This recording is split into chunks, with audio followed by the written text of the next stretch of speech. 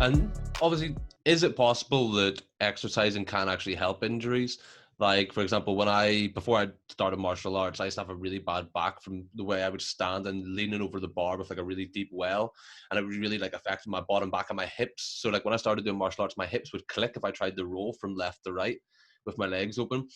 And after, training it helped. My back is at the minute great. My hips are even better than they've ever been. But I assumed at the start it was going to make it worse. I thought that was going to be the issue, that I was going to end up with more hip pain, more back pain, because I'm twisting, I'm kicking, I'm lifting these hips.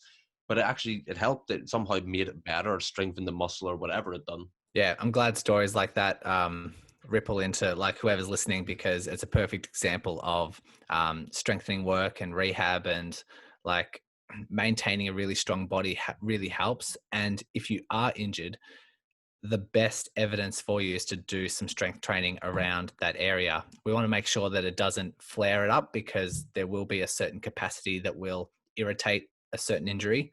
But we still want to we want to keep that joint or keep that structure and everything around that structure as strong as we can, because we're just building up its capacity. We're building up its ability to tolerate more and more load.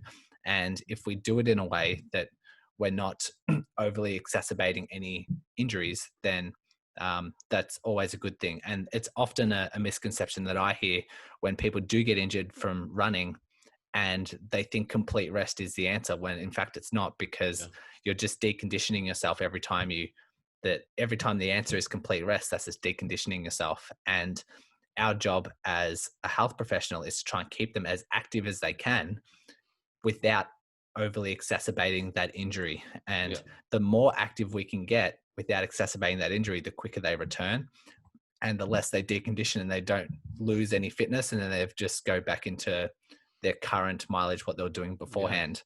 And it's a big misconception out there that resting is the key, because it just makes intuitive sense, doesn't it? Like if there's an injury, you need to completely rest, let the body heal, and then you're back into it. But often that's not the case, and often it's where injuries start to linger, and that's harder to get rid of because it's so deconditioned, and it can't tolerate a lot of load after 4 or 5 weeks of rest.